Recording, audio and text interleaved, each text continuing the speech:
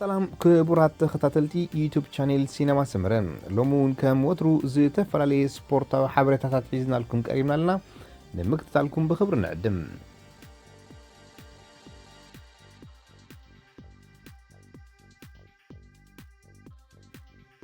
أبلات هجرات جانتا دك أنسيو حبرات منكسات أمريكان كلب أورلاندو برايدن زخنا قال 35 عمد آلي كريغرن قال 34 عمد أشلي هاريسن ب20 شمونتن تحساس بوقعي سنسرعات مرعم فتصامن تقليتهم زن أقدمن محصاين زفلتا أمريكان أبزي مرعان أب هجرات جانتا متصاوتن زخنا بركت زبالات تصاوتي ترخيبا من بارمون تفريتهم أبتي زي تقدنا مجبن مسن زفسسو أب فلوريدا ميامي استخايد دقز كميغان رابينوي أليكس مورغان مارتا بيكي كريستال دون نوريلي توفي تيتن كريستيان بريسن ترخيبا من بارن يقلص علم مس هجرا عود توانجا عالمن أبالنا حلمي جانتا في فان زخنت أليكس مورغان مس أوريلي نفس صورات مخانن كابتي شيشاي مسه كم زي تقادسانون تقريتهم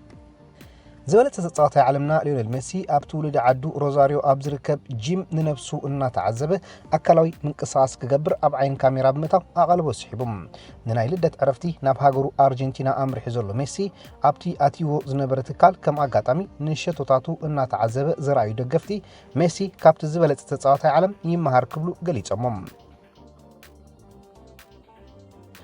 أبلاليا تصنيعو زصنح أجدا مسجار تصاوتي سلعة لا كلب تشيلسي أول حطري نويلفريد زهان ناي ليستر سيتي فين تشيلول نمعداقم قدام نتوسيلا مهلا تقليتهم نفيفا زغربتو ناي يغباي طرعان سلز سلطة زالندنايت كلب نفلسفنا أسلطانيا فرانك لامبارد زتنكرو تصاوتي حسو عم بالع تركب عرموشش سم زونن إيطالياوي وكيل تصاوت عالمنا مينو ريولا دار حجي عماويلو نا مانشستر يونايتد كم زي كونه غليصلهم بغداي بول بوغبا مس يونايتد امناي قالات كينات تصميد زركب ريولا التصاوتاي ابز خفزلو وقت مسغار كوت كم زي كونه كغلص انكلهم نابتا غانتا عماويلو كم زي كونه دما تزاريبلهم ዛ ናይ ሕጂ ዘላ ዩናይትድ ንማልዲኒ ማራዶናን ፔለን ከይተረፉ መበላሽ ወጥቶ ይራክብሉን አማሪሮም عالمي كلب مانشستر سيتي بيب غوارديولا نتي بمهارمتي ننوح زبل اوان زخسرو وسانه تصاوتايو فرنساوي امريك لابورت ابز غزيزي ام مهارمتي حاويو مهلاو افريتم ازي عند حقوق مسمر مكلخال مان سيتي زخونه فرنساوي كلبو اول حات نحاسه ناي رابعي سوم بريمير ليج صوتا انصار برايتن تصايتا اربعه تبارو ابز تعوتتو صوتا كبيد مهارمتي كمز غطمو يذكر جهريو اب سخايد قطمات بريمير ليج دما مس اتاون وصاون بقعت جونسونز مغدال بقعت اوتاميندي توسيخو مسمر مكلخال مانشستر سيتي نخته مزغبلو زي صقم كخون كم زخاله ذكر كوينو بزي عقب بيب دما نفريناندينو ابت مسمر كسلفو يترايم بزي كازي فرنساوي اب سخايد صوتا دما سيتي 14 نتبي كم مرحله ليفربول دحيرا اب سالسايترتا تقميط عن رخبام غوارديولا نمملاس لابورت اب غزي ناب غزي እና ተመሓይሽ መጻሎ ድሮ አሚራን በይኑ ልምምድ ክገብር ጀሚሩሎም አውሽ ዘን 10 መዓልታት ድማ ክጽምበረና ይክብል ይሕጽሩ ገሊጾም بولس حلا ولدات كلب بارسان جرمن زخونه مارك اندري تير شيغن اب يماناي بركوب زغاطم مغداتي مطبحت خغبر مخانو كابتا كلب زوص زينا غليصم زيلو معمد كام حلا ولدات حليفو كلته نغول زخونه كو اساسو زخشن حلا ولدات بز مطبحتي كساب 3 ورحي كاميرا كرح مخانون اتمنጭ وسيهم شتيغن ابركو ابزركم ملغاغبو بزغاطمو محرمتي نام مطبحتي كمرحو كم زخل كتقاس كم زقن يذكر كوينو از مطبحتي حاويو نابلو مود منقسقاسو كملس كاب 10 كساب 10 تخلت سامنتات كم زوسودن ابتمو يازنطفو كيلاتات غليصم بزدما از حلا ولدات مطبحت مس زغبر كلبو انصار نابولي اتكايدو وساني ناي شامبيونز ليج ግጥም ከቡኩር መخانون بزيكازي مسود هاغرو مانويل نوير نقدامي حلا ولدات جرمن ابز كايدو ودر نز حلا ولدات زحسيو كخون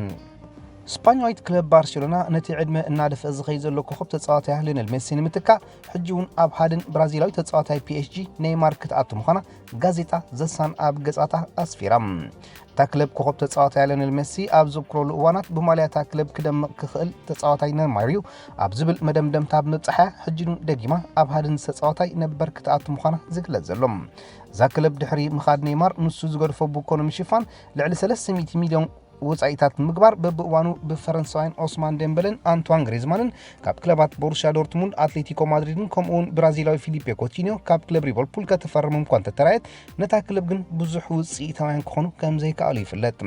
ብዘይካዚ መጽሔት ፍራንስ ፉትቦል ሓደ እዋን ከም ዝገለጾ ሊዮኔል ሜሲ ሓደ እዋን ንኔይማር ብዋትስኣፕ ክልቴና ብሓደ ኮይንና ኢና ሻምፒዮንስ ሊግ ክንዓተር ንኽእል ናብ ባርሳ ክትምለስ ይደልየካየ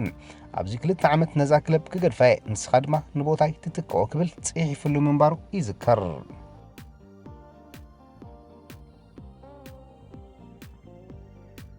እንግሊዛዊት ክለብ ማንቸስተር ሲቲ ኣብ ሃድን ተኸላኻላይ ሌስተር ሲቲ ቤን ቺልዌል ከም ዝኣተወት ካብ ከተማ ማንቸስተር ዝተፈነወ ዜና ሓቢሮም እዚ ወዲ 23 ዓመት እንግሊዛዊ ሎሚ ዓመት ብሉፅ ብቕዓት ብምንጽብራቕ የዒንቲ ብዙሓት ክለባት ስሒቡ ከም ዘሎን ለንደናዊት ክለብ ቸልሲ ንተጻዋታይ ንምውናን እታ ዝያዳ ባህጊ ዝረኣየት ክለብ ምዃናን ዝፍለጥ ኮይኑ ማንቸስተር ሲቲ ንደኺሙ ዘሎ መስመር ምክልኻላ ንምድልዳል ምስዛ ለንደናዊት ክለብ ኣብ ውድድር ከም ዝኣተወት ይፍለጥ ኣብ ዝሓለፈ ግጥም ኣንጻር ወልብስ ፈረንሳዊ ተኸላኻሊ ማንቸስተር ሲቲ ቤንጃሚን ሜንዲ ብዙሕ ኩለታት ብምርኣዩ ፔፕ ጓርዲዮላ በተጻዋታይ ሕጉስ ከም ዘይኮነ ይፍለጥ ሌስተር ሲቲ ንቺልዌል ክትሸጦ ድሌት ከም ዘይብላን ነዚ ወሳኒ ተጻዋታይ ድማ ኣብ ዝሓለፈ ወርሒ ሕዳር ንሳ ክለብ ንነዊሕ ዘጽንሖ ውዕል ምፍራም ዝዝከር ኮይኑ ናብ ለንደን ወይ ማንቸስተር ንምስግጋር ነዘን ክለባት ልዕሊ 60 ሚልዮን ፓውንድ ወጻኢታት ከም ትሓተን ምስታ ክለብ ቅርበት ዘለዎም ተንተንቲ ይገልጾም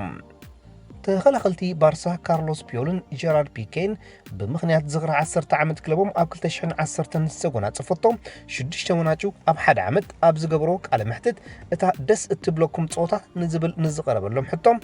አንጻር ሪያል ማድሪድ 6-2 ክብሉ መልሲ ሂቦም እዞም ምስ ክለብ ባርሳን ሃገራዊት ጋንታ ስፓኛን ዕውት ናይ ጾታ ዘመን ብምሕላፍ ዋንጫ ዓለም ዝርከቦም ንኹሉ ዝተወዳደሩ ውድድራት ዝተዓወቱሉ ጽምዲ ምስ ቲቪ 3 ዝተባህለት ኣብ ዞባ ካታሎኒያ ዝመደበራ ቲቪ ኣብ ዝገብሮ ቃለ መሕትት እዮም ነዚ ዝኽሪ ዘካፈሎም ኩሉ ብሓደ ዝሕለፍናዮ ጥዑም እዩ ዓላሚና ንጹር መልእኽትን ሓሳብን የካፍለና ነይሩ ክብል ፒዮል ነቲ ናይ ሽዑ ተዘክሩ ብኸፊል ዳህሲሶም ፒዮል እዙይ ድማ ኣብ መንጎና ብሉጽ ምሕዝነት ዝፈጠረ ብሓባር ድማ ጥዑም ናይ ጾታን ናይ ምዝንጋዕን ግዜ ይሕሊፍና ኢና ብምባል ቀጺሎም ብዛዕባታ ኣብ ስታዲየም በርናቡ ብምኻድ ንሪያል ማድሪድ 6-2 ዝረትዑላ ምሸት ምስ ተሓተቱ ድማ ፒኬይ እታ ምሸት ንፈለማ ግዜ ኣብ ስታዲየም ሳንቲያጎ በርናቡ ጾታ ዘካየድ ኩላ ምሸት እያ ንኽትኣምኑ ዘጸግም ድማ ንጾታ ብምዕብላል 6-2 ክንዕወት በቂና ክርስዓ ዘይክእል ጾታ እያ ነይራ ክብል እንከሎ ፒዮል ብወገኑ መጀመርያ ክጸቕጡና ከም ዝኽእሉ ኢና ሓሲብና ግን እታ ዝበለጸት ጾታ እያ ይዝከረኒ ፔፕ ጓርዲዮላ ንማዕረ ኢልና እንተኣቲና ዳርጋ ተሰዓርናዮ ክንሰዓሪና ድማ ክብል ተዛረበና ዘረባ ንወንና አበራቢራትያ ክብል ተዘክሩ አካፊሉና ክለብ ቶተንሃም ናይ ዝሓለፈ 10 ዓመት ዝበለጸት ጋንታን ምምራጽ ኣብ ዘካየደቶ መረጻ ማለት ፖል ንዝበለጸ ኣጥቃይ ኣብ ተካይዶ ዝነበረት ፖል ጀርሜን ዲፎ ፒተር ክሮች ከምኡውን ሃሪኬን የእትያ ኣብ ዘካየደቶ መረጻ ብደገፍቲ ሊቨርፑል ተጫዊ ንክሮች ተዋሂቦም ትምስጢር ድማ ከም ዝስዕብ እዮም ክለብ ቶተንሃም ነዛ ፖል ምስ ዘርግሓታ ከም ትጽቢት ዝበዝሕ ሰብ ቃላሲ ኣጥቃያ ዘሎ ኬን ብቁልጡፍዩ ነታ ፑል ኣብ ዓብላል ድምጺ ክመርሓ ተራዩ እንተኾነ ሃንደበት ዝወሓድ ድምጺ ረኺቡ ዝነበረ ክሮሽ ንኬን ብዓብላል ድምጺ በሊጹ ነታ ፑል ክዕወተላ ተራዩ ድሕሪ ከም ዝተፈልጠ ግን ንክሮች ኣብዛ ፑል ድምጾም ዝሃቡ ዳርጋ ኩሎም ደገፍቲ ሊቨርፑል እዮም እዞም ደገፍቲ ድማ ንተጻዋታዮም ነበር ብልዕሊ 300 ድምጺ ከም ዝረከብ ምግባር ነቲ ኣብ ዝሓለፈ 5 ዓመታት ኣብ መድረኽ ፕሪምየር ሊግ ሓደ ካብ ዝበለጹ ኣጥቃዕት ኮይኑ ዘሎ ኬን በሊጹ ክዕወት ኣኺሎሞም ነዛ ብሰሉስ ንጎ ተዛዝመት ፖል ዝተዓወተላ ክሮች ድማ ኣብ ትዊተር ብልቢ የቐኒለይ ኬን ግን ኣብ ካልእ ጫፍ ዘሎ ክብል ንሃሪኬን ክብሪ ሂብዎም ሊቨርፑል ንመፍረስ ውዕል ብራዚላዊ ተኸላኻላይ ዲያጎ ካርሎስ ምኽፋል ኣብ ክራማት ከተግዕዙ ድሌት ከም ዘለዋ ተገሊጾም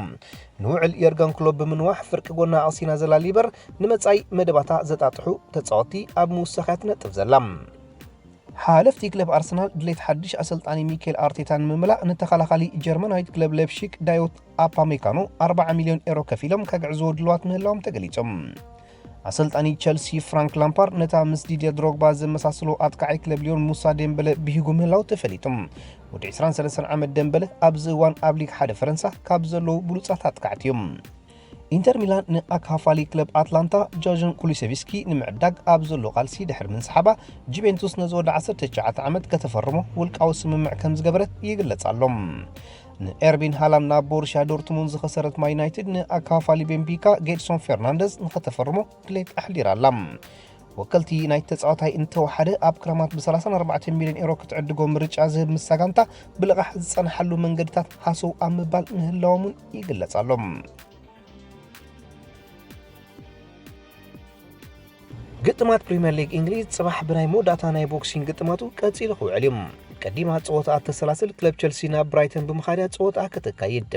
እዛ ብላምፓርድ እትዕለም ክለብ ኣታውን ወፃን ብቕዓት ተርኢ ከም ዘላ ዝፍለጥ ኮይኑ ትማሊ ሰንበት ንመቀናቕንታ ኣርሰናል ብምርታዓ ግን ርእሰ ምትእማናይ ዕብያ ከም እትኣቱ ይግለጽ።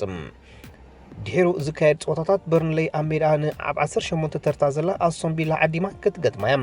ኒውካስል ንሌስተር ሲቲ ከተእንግድ ከላ ቶተንሃም ናብ ሳውዛምፕተን ተጓዒዛ ፍታኒ ፀወታ ከተካይድ እያ። ክለባት ዋትፎርድን ወልብስን ኣብ ስታዲየም ቢካሬጅ ሮድ ክረኸባ ከለዋ ብፔፕ ጓርዲዮላ ትዕለም ማን ሲቲ ኣብ ሜዳ ብኣንቸሎቲ ትዕለም ኤቨርተን ክትዕድማ እያ። ኖርዊች አንጻር ክሪስታል ፓላስ በርንማውዝ ድማ ናብታ ዓላሚኣ ፔሌግሪኒ ኣባሪራ ደላ ንዴቪድ ሞይስ ዝቆፀረቶ ዌስትሃም ክትገጥም እያ። ኣማሲኡ ድማ ኣብ መንጎ መተሓላለፍቲ ክለባት ኣርሰናልን ማንቸስተር ዩናይትድን ኣብ ስታዲየም ኤሚሬትስ ዝካየድ ፀወታ እዩ። ህልኽ ናይ ዘን ክልተ ክለባት ካብ ቅድም ምንባሩ ዝዝከር ኮይኑ ዝያዳ ድማ ኣብ ግዜ ፈርጉሰንን ቬንገርን ከምኡውን ኣብ ግዜ ፓትሪክ ቤራን ሮይ ኪንን ዝያዳ ዝተጓሃረሉ ግዜ እውን ካብቲ ብብዝሒ ዝዝከር እዮም። ህሉ ኣቃዋማ ዘን ክለባት ምስ ንዕዘብ ኣርሰናል ኣብ ዘይርጉእ ኩነታት እያ ትርከብ። ብመንፅሩ ማን ዩናይትድ ኣብዚ እዋን ዝተረጋግአት ትመስል። ኣርሰናል ኣብ መበል 12 ታርታ ተቐሚጣ ንማን ዩናይትድ ከተእንግዳን ከላ ማንቸስተር ዩናይትድ ብወገና ኣብ 5 ተርታ ተቐሚጣ እያ ትርከብ። ስታቲስቲካዊ ፀብፃባተን ምስ ንዕዘብ ድማ ኣርሰናል ኣብ ዝሓለፈ 3 ፀወታታት ኣንጻር ማን ዩናይትድ ኣብ ዝካየደቶ ኣይተሳዕረትን ዘላ። ብዘይካዚ እዛ ክለብ ኣብ መዓልቲ ሓድሽ ዓመት ኣብ እተካይዶ ፀወታ 9 ሰዓት ብምዕዋት ልዕሊ ኩለን ክለባት ተጠቃሲት እያ። ማን ዩናይትድ ብወገና ኣብ ዝሓለፈ 4 ዓመታት ኣከታቲላ ኣብ ዘካየደተን ቀዳሞት ናይ ሓድሽ ዓመት ካላንደር ፀወታታት ተረቲዓ ኣይትፈልጥን እያ። ማን ዩናይትድ ኣብ ትሕቲ ቀዋሚ ኣላይነት ሶልሻየር ንሰለስተ ፀወታታት ኣከታቲላ ተዓዊታ ኣይትፈልጥን እያ። ጽባሕ ንኣርሰናል ምስ ትረትዓ ግን ሓድሽ ታሪኽ ኮይኑ ክስነደላ እዩ። ኣጥቃዒ ማን ዩናይትድ ማርኮስ ራሽፎርድ ኣብ ዘካየዶም 20 ናይ ሊግ ፀወታ 12 ሸቶታት ክመዝግብ እንከሎ 4 ንሸቶ ዝኾና ኳዓሳሱ ብምቕባሉ ድማ ኣብ ፀወታ ብፍሉይ ዝጥቀስ ተፃወታ እዩ። እሞኸዳ ኣብ ጽባሕ ዝካየድ ዓብ ፀወታ መን ትዕወትሉ? ኣርሰናል ዶ ማንቸስተር ወይስ ኦሌዶ ይረትዕ ወይስ ኣርቴታ ፋልማይ ዓወቱ የመዝገብ? መን ትስዕር ግምትኩም ከም ትልሙድ ኣብ ኮመንት ከተስፍሩ ብኽብሪ ንዕድመኩም።